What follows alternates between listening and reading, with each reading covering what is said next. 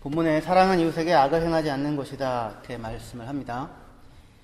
이 말은 사랑은 이웃에게 선을 행하는 것이다 이렇게 바꿔 쓸 수도 있겠죠.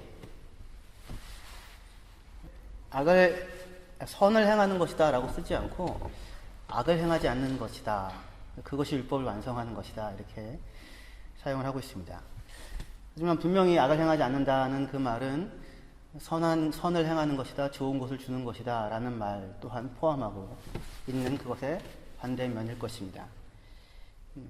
그래서 우리는 사랑이라고 하는 것 앞에서 그냥 감정적인 문제라든가 좋으면 좋은 것이다 라는 것만이 아니라 선을 행하고 악을 행하지 않는 것이라고 하는 선과 악의 문제, 좋음과 좋지 않음의 문제 앞에 서게 됩니다. 사랑은 다만 감정의 문제가 아니라 선과 악의 문제가 엮여져 있다고 할 수 있습니다.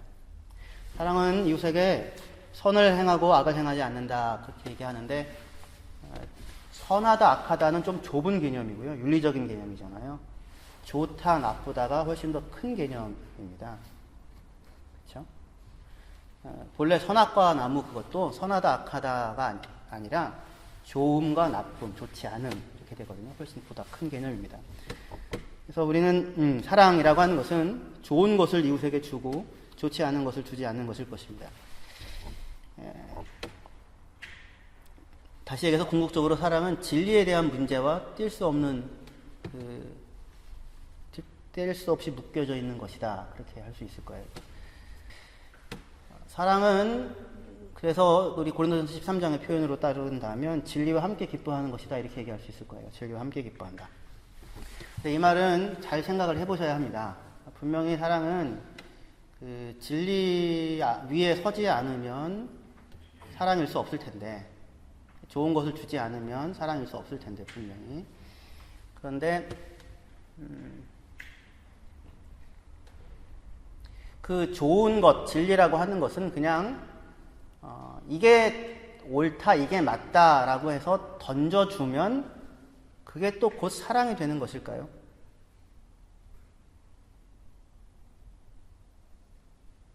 그래서 지금 진리와 함께 기뻐한다고 얘기할 때 그 얘기는 진리를 기뻐한다는 이야기가 아니라 진리라고 하는 터 위에 함께 기뻐한다라는 뜻입니다. 둘이 함께 서로가. 진리라는 터 밖에서 기뻐하는 거는 그거는 말이 안 되는 거죠. 그렇죠? 그건 오래가는 기쁨이 될 수 없을 것입니다. 그렇죠? 정당하지 않은 터에서 서로 좋아한다면 그건 불의의 이 결과를 얻는 것이니까 오래 갈 수 있는 기쁨이 아닐 거예요. 분명히 굳건한 터인 진리라는 터 위에서 기뻐해야 그게 진짜 기쁨이고 사랑이라고 할 수 있을 것입니다. 하지만 진리와 함께 기뻐한다는 말은 진리를 가지고 있으면 다다가 아니라 그 진리 위에 나와 너가 함께 서서 그 위에서 함께 기뻐하는 것이 사랑이 가는 길이다.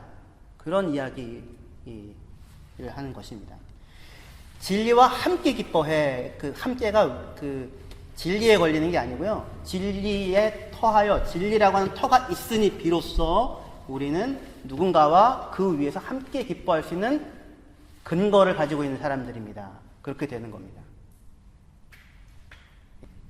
그런데 사람들은 그냥 진리를 선포하는 것 자체가 사랑이라고 생각을 하기도 합니다.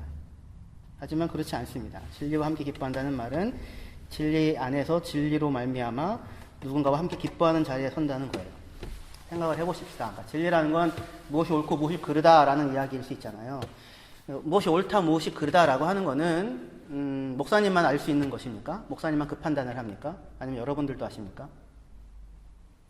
여러분들도 하시죠. 그러니까 모든 사람들은 옳다 그르다에 대한 판단을 갖고 살지 않습니까? 그리고 그게 나름 다 옳다고 생각하죠. 뭐 100%다 옳다고는 할 수 없어도 그래도 나름은 다 옳다고 생각을 하지요. 그렇죠? 그리고 진리를 가지고 있다, 소유하고 있다 생각을 할 수도 있을 것입니다. 모든 사람은 다 옳다 그르다에 대한 판단을 하고 살아갑니다.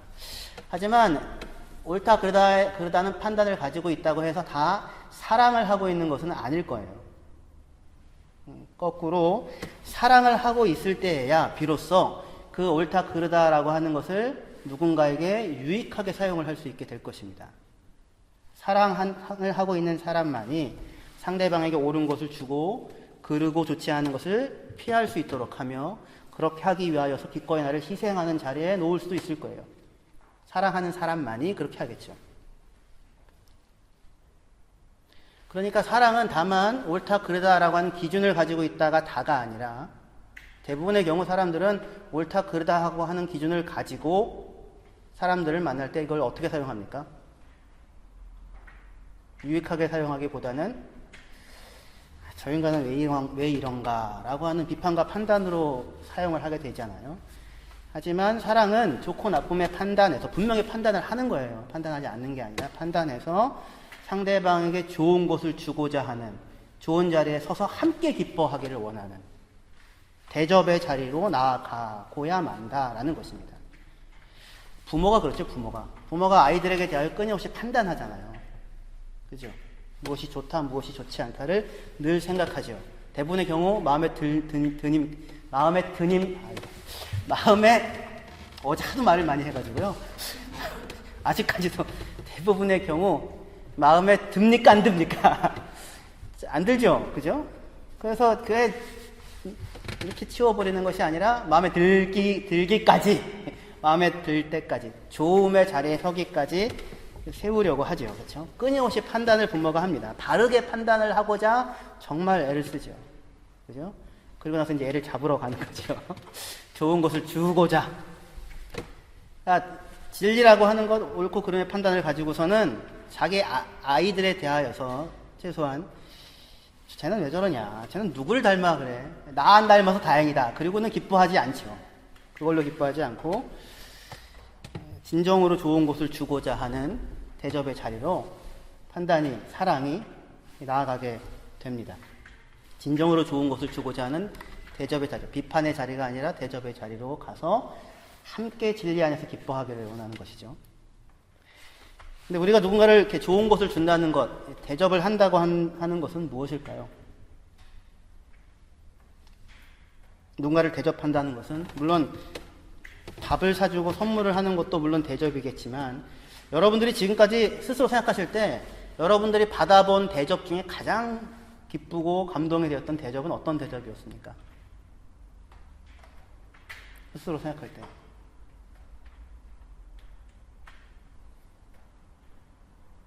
아까 교사 예배 때 물어봤더니 어느 분이 대답하시더라고요.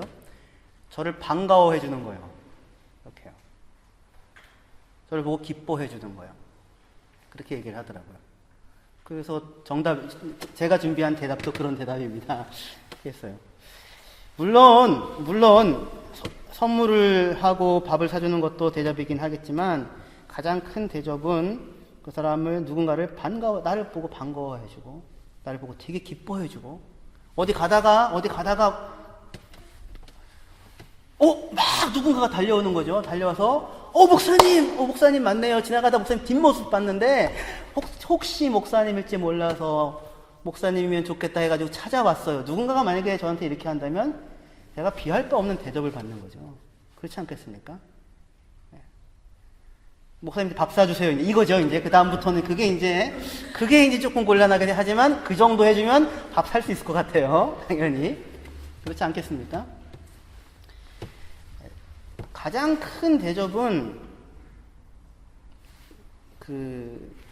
우리가 해줄 수 있는 대접은 선물을 주고 무슨 밥도 사고 하는 것도 대접이긴 하겠지만, 그 사람에게 참 고맙습니다 라고 얘기를 해주는 걸 거예요. 그 사람을 고마워하는 거죠.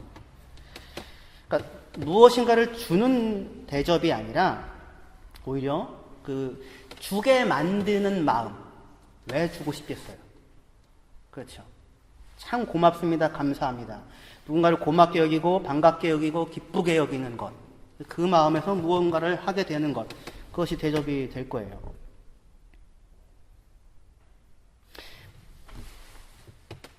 그런데 우리는 누군가를 이렇게 대접이라고 하는 것을 하면서 상대를 정말 반가워하고 기뻐하고 고마워하여서 뭔가를 주기보다는, 대접하면 떠오르는 생각이 나도 뭔가를 해야겠구나, 이런 생각이 먼저 드는지 모르겠어요. 그래서 내가 너에게 뭔가를 줘야겠다, 뭔가를 주고 있다, 뭔가를 주었으니 너는 나에게 고마워해야 한다. 대접이라고 하는 것을 먼저 내가 무언가를 주었다, 주고 있다, 주는 것이 대접이다. 내가 가지고 있는 것을 그렇게 생각을 하게 되면, 그러면 내가 이렇게 주었으니 너는 고마워해야 되지 않겠느냐. 그렇게 될 거예요. 그런데 그러한 형태의 대접을 여러분 당사자가 받는다면 그건 고마움이 될까요? 아니면 부담스러운 것이 될까요?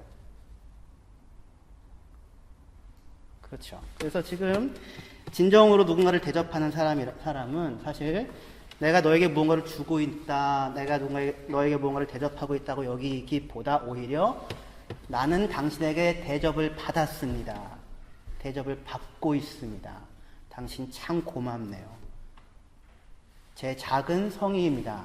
당신이 기뻐하시면 좋겠네요. 그렇죠? 그렇게 할 때 그것이 정말로 우리가 기뻐할 수 있는 대접이 될 수 있을 것입니다. 대부분 이렇게 단기 선교 같은 데를 다녀오시면 간증하시는 분들이 그렇게 얘기를 합니다. 우리가 뭔가를 줄 수 있는 것이 있다고 여겨서 열심히 주고자 준비하고 그래서 주고자 찾아갔는데 정작 받고 온 것은 우리였습니다. 그렇게 얘기를 많이들 하시거든요. 그 단기 선교 같은 데 가서 보시면. 그리고 정말 그런 마음을 갖고서 거기에서 뭔가를 주고 있을 때에 비로소 그들은, 그 단기 선교 팀은 그들을 대접하고 있는 것이 될 것입니다.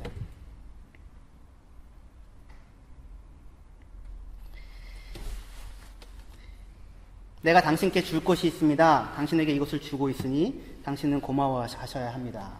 그렇게 되면 그것은 받아서 기쁠 수 없고 그리고 오히려 부담스러운 것이 될 수 있을 것입니다. 무언가를 주면서 사실은 자주 어떻게 보면 의도하지 않음에도 불구하고 누군가에게 짐을 지우거나 또는 폭력을 행하는 일을 하면서 대접을 하고 있다고 착각을 하게 될 수도 있을 것입니다. 고린도전서 13장을 같이 좀 보시면 좋겠습니다. 고린도전서 13장에 보시면 사랑장인데요. 그 유명한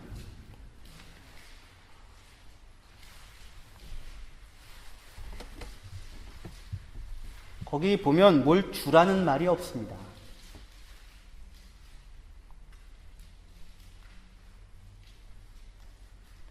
대신에 있는 그대로의 상대방을 인정하고 고마워하고 기뻐하라. 이런 형태로 말을 하고 있습니다. 고린도전서 13장 1절부터 마지막 절까지 볼 텐데요. 뭘 주는 것이 사랑인지, 뭘 주라고 하는 것이 있는지, 그리고 그런 시각으로 집중해서 한번 들어보시면 좋겠습니다. 제가 읽을게요. 내가 사람의 방언과 천사의 말을 할지라도 사랑이 없으면 소리나는 구리와 울리는 꽹과리가 되고 내가 예언하는 능력이 있어 모든 비밀과 모든 지식을 알고 또 산을 옮길 만한 모든 믿음이 있을지라도 사랑이 없으면 내가 아무것도 아니요 내가 내게 있는 모든 것으로 구제하고 또 내 몸을 불사르게 내줄지라도 사랑이 없으면 내게 아무 유익이 없느니라. 사랑은 오래 참고 사랑은 온유하며 시기하지 아니하며 자랑하지 아니하며 교만하지 아니하며 무례히 행하지 아니하며 자기의 유익을 구하지 아니하며 성내지 아니하며 악한 것을 생각하지 아니하며 불의를 기뻐하지 아니하며 다 뭐예요? 악을 행하지 아니하며죠. 사랑은 이웃에게 악을 행하지 아니하며 딱 하나 행하는 것이 있는데 진리와 함께 기뻐하고 함께 기뻐하고 진리가 있으니 진리 위에서 그 사랑의 대상이 된 누군가와 함께 기뻐하고 그 사람을 기뻐하고 7절 모든 것을 참으며 모든 것을 믿으며 모든 것을 바라며 모든 것을 견디느니라. 사랑은 언제까지나 떨어지지 아니하되 예언도 패하고 방언도 그치고 지식도 패하리라. 우리는 부분적으로 알고 부분적으로 예언하니 온전한 것이 올 때에는 부분적으로 하던 것이 패하리라. 내가 어렸을 때에는 말하는 것이 어린아이와 같고 깨닫는 것이 어린아이와 같고 생각하는 것이 어린아이와 같다가 장성한 사람이 되어서는 어린아이의 일을 버려놓으라. 우리가 지금은 거울로 보는 것 같이 희미하나 그때에는 얼굴과 얼굴을 대하여 볼 것이요 지금은 내가 부분적으로 아나 그때에는 주께서 나를 아신 것 같이 내가 온전히 알리라. 그런즉 믿음, 소망, 사랑 이 세 가지는 항상 있을 것인데 그 중에 제일은 사랑이라. 이렇게 말씀합니다. 사랑은 오래 참고로 시작해서 모든 것을 참고 모든 것을 견딘다. 이렇게 끝이 나고 있습니다. 근데 이때 사랑은 뭘 주는 것이라고 말을 하나요? 우리는 사랑하면 항상 뭘 줘야 한다고 자꾸 생각을 하게 되잖아요. 그렇죠? 그런데 뭘 주라고 이야기하는 부분이 없습니다. 오히려 뭘 주고 있는 사람이라 할지라도 가지고 있는 모든 것으로 구제하고 자기의 몸을 불살에게 내어주는, 다 주는 거지 않습니까? 무엇을 주고 있는 사람이라고 할지라도 사랑이 없으면 아무것도 아니라고. 뭔가를 주고 내어준다는 것 자체가, 그것 자체가 사랑은 아니라고. 그렇게 이야기를 하고 있습니다. 사랑은 오히려 무엇을 하지 않는 것이다. 그렇게 얘기를 훨씬 더 많이 합니다. 시기하지 않는다, 교만하지 않는다, 자랑하지 않는다 등등. 무엇을 하지 않는다는 말만 8번이 나옵니다. 짧은 구절 속에. 사실 뭐뭐 하지 않는다라는 말로 표현하지 않았던 온유하고 또 오래 참고 등의 말도 바꿔 쓸 수 있지요. 오래 참고, 쉽게 포기하지 않고, 고통스럽다고 도망가 버리지 않고, 조급해하지 않고, 초조해하지 않고, 그렇죠? 다 뭐뭐 하지 않고라는 말들로 바꿔 쓸 수 있을 것입니다. 그래서 지금 우리는 고린도전서 13장 그 위대한 사랑장에서 생각 외로 사랑은 우리가 이웃에게 무언가를 주는 것이다 라고 얘기하지 않고, 그죠? 사랑은 이웃에게 이러한 것을 행하지 않는 것이다 라고 이야기를 하는 것을 듣게 됩니다. 무슨 얘기입니까? 사랑은 있는 그대로의 상대방을 믿음과 소망과 사랑으로 맞아 관계하고 그와 함께 살아가고 있는 것이다. 그렇게 이야기할 수 있을 거예요.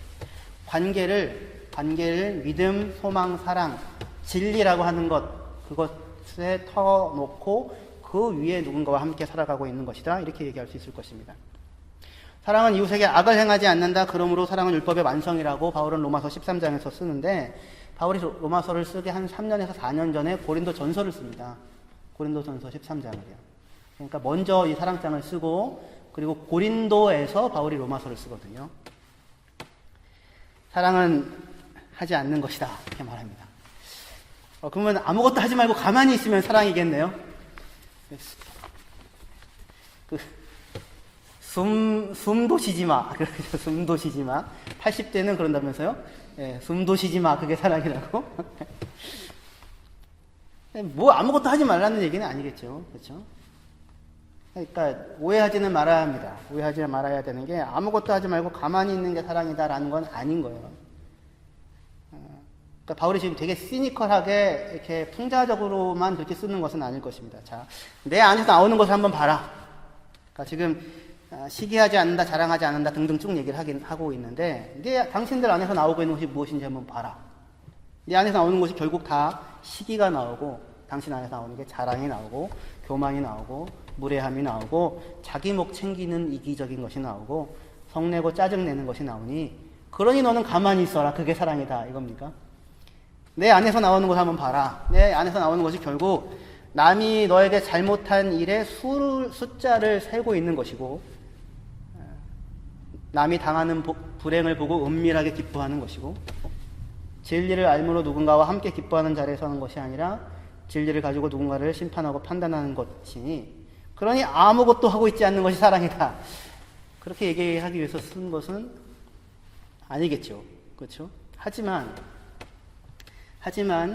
사랑을 얘기하는 바울의 무엇을 하지 아니하고 라고 하는 그 목록 속에서 우리는 사실상 우리의 모습을 고스란히 비추어주는 거울 앞에 서게 됩니다. 그죠? 훨씬 더 사랑이라는 얘기를 하면 감동적인 얘기가 나와야 되잖아요. 의로운 그 두 형제처럼, 의 좋은 형제처럼, 이렇게 형님 먼저, 아우 먼저, 형님 먼저 잔뜩 갖다 주고 주고 또 줬더라. 뭐 이런 얘기가 나와야 사랑이라는 얘기처럼 할 얘기에 걸맞을 것 같은데, 그런데 그렇지 않고 오히려 사랑을 얘기하면 그 목록을 나열하면서 우리의 모습을 고스란히 거울 앞에 일단은 비추어 주고 있는 것입니다. 그렇게 우리의 모습을 비추어 주면서 사랑을 이야기하고 있어요, 바울이. 우리는 언제 이러한 자기의 모습을 자기 안에서 발견하게 됩니까? 혼자 가만히 있을 때는 아니죠. 누군가와 관계를 맺고 살고자 할 때 내 안에 이런 것이 있음을 확인하게 되죠. 그렇죠?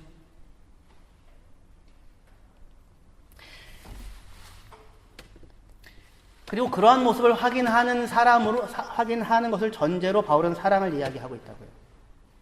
아니, 사실상 자신 안에 이러한 모습이 있음을 마주쳐야만, 그러니까 시기와 자랑과 교만과 무례와 자기 목 챙기는 것과 이런 등등의 이런 것이 내 안에 있다는 사실을 관계를 맺으며 발견하게 되는데, 그것을 발견하게 될 때야만, 내 안에서 그것을 마주칠 때야만 우리는 비로소 성경이 얘기하는 사랑의 길에 들어설 수 있게 되는 것입니다. 하지만 대부분의 경우 우리는 자신 안에서 이러한 모습을 보지 않죠. 보려고 하지 않죠. 확인할 수 있지만 보려고 하지는 않죠. 자신 안에서 이러한 모습을 보기보다는 먼저 상대방에게서 그 모습을 보게 되죠. 다른 사람들에게서. 그래서 우리는 우리가 관계하는 사람들, 상대방에게서 그 사람의 시기하고 자랑하고 교만하고 내게 무례히 행하고 자기의 목만 챙기는 이기적인 모습과 짜증을 내고 성내는 모습을 상대방에게서 먼저 보게 됩니다.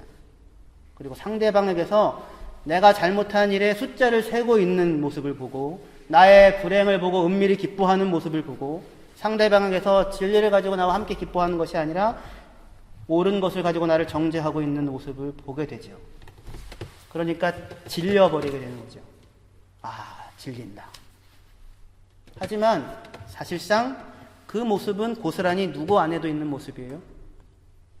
내 안에 있는 모습이죠. 내 안에 있는 모습입니다.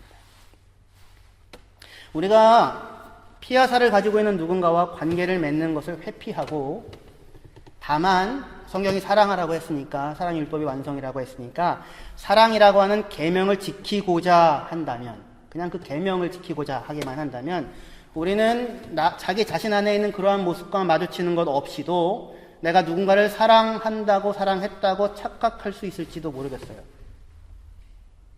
내게 있는 모든 것으로 구제하고 내 몸을 불사르게 내어주고 있으면서 나는 누군가를 사랑하고 있다고 생각할 수 있을지도 모르겠어요. 공간복음에 부자 청년 관원의 이야기가 나옵니다. 부자 청년 관원의 이야기가 나오는데 그 청년이 사실 그렇게 자기에 대하여 그렇게 알고 있습니다. 마태복음 19장 16절 이하의 청년이 나와서 예수님, 무슨 선한 일을 하여야 내가 영생을 얻겠습니까? 묻습니다. 예수님이 네가 어쩌면 나에게 선한 일을 묻느냐? 선한 분은 오직 한 분뿐이다. 좋은 분은 오직 한 분뿐이다. 진리 자체이신 그분은 오직 하나님 한 분뿐이다. 그런데 네가 무슨 선한 일을 더하여 영생을 얻겠다고 나에게 왔느냐? 하나님의 명하시는 계명, 유일하게 참으로 선하신 하나님, 그분이 명하시는 계명을 지켜라. 무슨 계명입니까? 살인하지 말아라, 간음하지 말아라, 도둑질하지 말아라. 우리가 아까 로마서에서 읽었죠. 그리고는 내 이웃을 너 자신처럼 사랑하라는 계명이다. 이 청년이 뭐라고 하는지 아십니까? 이런 것은 제가 어려서부터 다 지켰는데요. 계명을 지킨 거죠. 계명을. 누구를 못 만났습니까? 사람을 못 만났죠. 사람을 상대하지 않았죠.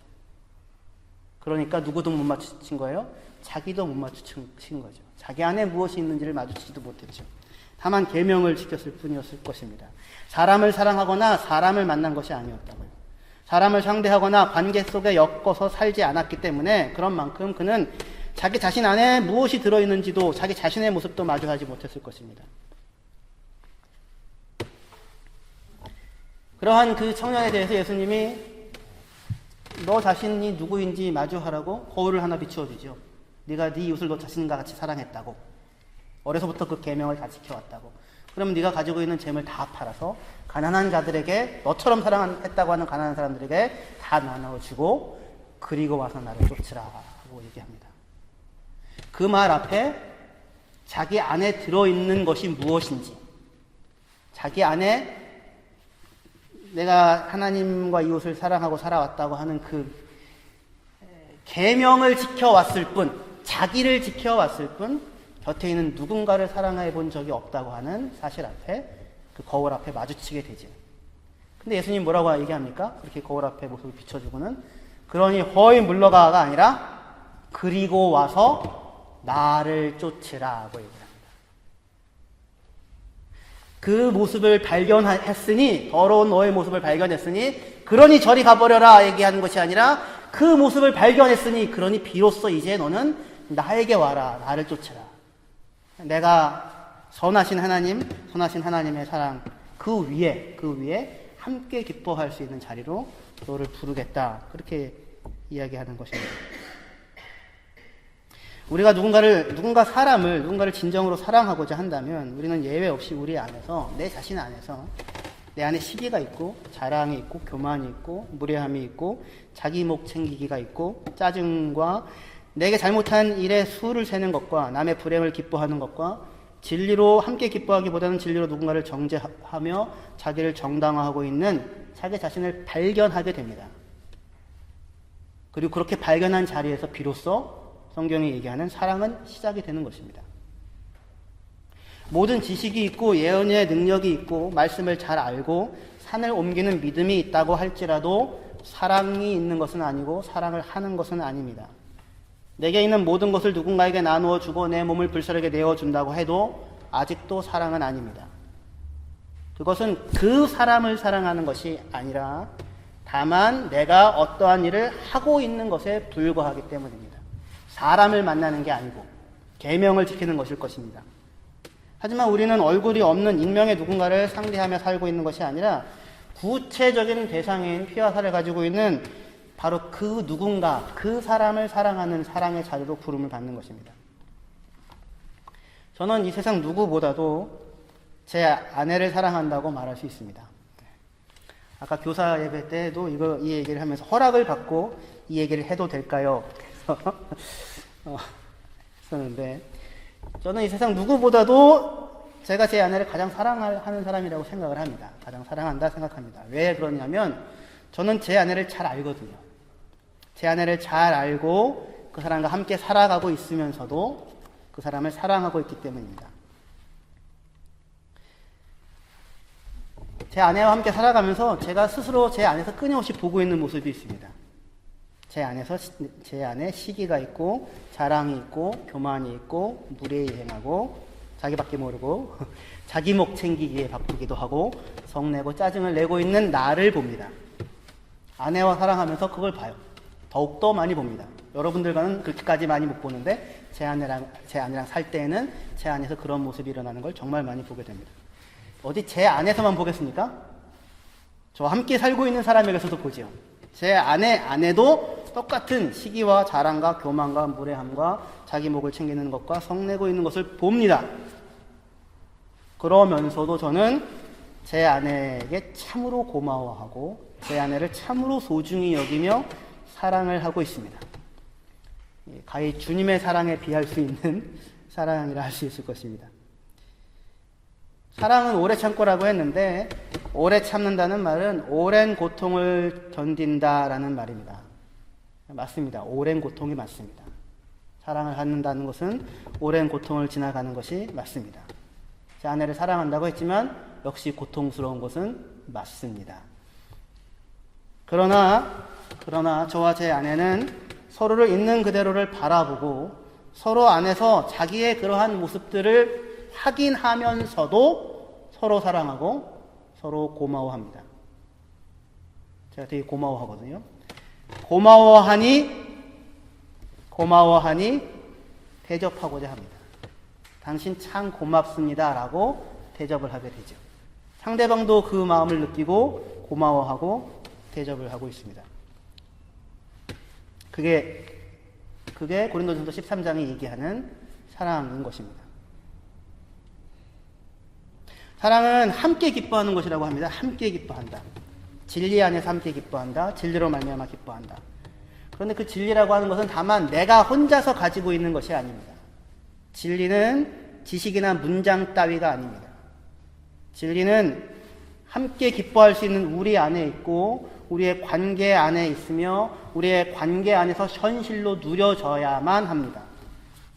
진리는 우리의 관계를 허락하고 계시는 하나님 안에 있고 죄인들을 위하여 십자가를 지신 죄인과 예수 그리스도의 사이에 있습니다. 그들 자신 안에 품고 계시는 예수 그리스도 안에 있습니다. 우리는 사랑한다고 하면서도 실은 시기하고 자랑하고 교만하고 무례행하는 자리로 가게 됩니다. 관계를 맺으면서 사랑해야지 라고 하면서도 우리가 서 있는 자리는 내 스스로 시기와 자랑과 교만과 무례함과 자기 목을 챙기고 성내고 다른 사람이 잘못한 일에 숫자를 세고 남이 당하는 불행에 은밀히 기뻐하고 진리를 알므로 누군가를 심판하는 자리로 나아가곤 합니다. 이유는 무엇입니까? 왜 그렇습니까? 전부가 다 함께의 자리에 서는 것이 아니라 다 나의 자리에서 생각하고 나의 자리에서 느끼고 나의 자리에서만 판단하고 있기 때문에 그렇습니다. 함께의 자리에 서지 못하고 그는 이렇다 저렇다 내 자리에서 판단을 하고 있는 것입니다. 판단을 하고 있는 것이죠. 그 판단이 맞을 수도 있습니다. 아마도 맞을 것입니다. 하지만 그렇다고 내가 그 사람을 사랑할 수 없는 것은 아닙니다. 우리가 끊임없이 누군가를 판단하며 상대방을 그 판단 아래서 살펴보는 동안 사실은 우리는 그 사람 자체를 만나지 못하고 맙니다. 그러는 동안에는 나도 못 만납니다. 그러나 사랑은 있는 그대로의 내가 있는 그대로의 누군가를 만나 고마워하고 기뻐하고 반가워하고 사랑하는 것입니다. 그리고 내가 누군가를 사랑하는 사랑의 자리에 서게 되면 그동안 내가 가졌던 나의 판단 자체가 달라지게 됩니다. 믿음으로 판단하고 믿음을 갖게 되고 소망을 갖게 되고 사랑을 갖게 됩니다. 사실상 우리의 판단이 아무리 옳다고 할지라도 우리의 모든 판단은 누구의 판단도 온전하지 않습니다. 왜냐하면 우리의 사랑이 온전하지 않고 우리의 믿음이 온전하지 않으며 우리의 소망이 온전하지 않기 때문에 그렇습니다. 사랑이 있어야 진리가 진리로 작용합니다. 믿음이 있어야 진리가 진리로 작용합니다. 소망이 있어야 진리가 진리로 작용합니다. 옳고 그름이 있을 수 있습니다. 그게 아마 맞을 것입니다. 틀리지 않을 수 있습니다. 하지만 믿음과 소망과 사랑을 품고 보면 그 모든 판단이 향하고 지향해 가는 바 자체가 달라지게 될 것입니다. 그리고 그 사람이 고맙게 여겨질 것입니다. 고맙게 여겨져야만 합니다. 선하신 분은 오직 하나님 한 분밖에 없습니다. 그 선하신 하나님께서 우리에게 허락하신 이웃이고 교우이고 동료입니다. 함께 나의 인생을 점유하고 내 인생의 퍼즐을 빚어가고 있는 사람들입니다. 하나님을 신뢰하고 선하신 한 분 하나님을 신뢰하고 내가 가지고 있는 것을 주고 있다는 대접이 아니라 이미 받았기 때문에 고마워하는 그렇게 하여 누군가를 기뻐하고 고마워하고 환대하고 대접하는 자리에 나아가셔야 할 것입니다. 거저 받았으니 거저 주라. 예수께서 우리에게 하시는 말씀입니다. 기도하십시다.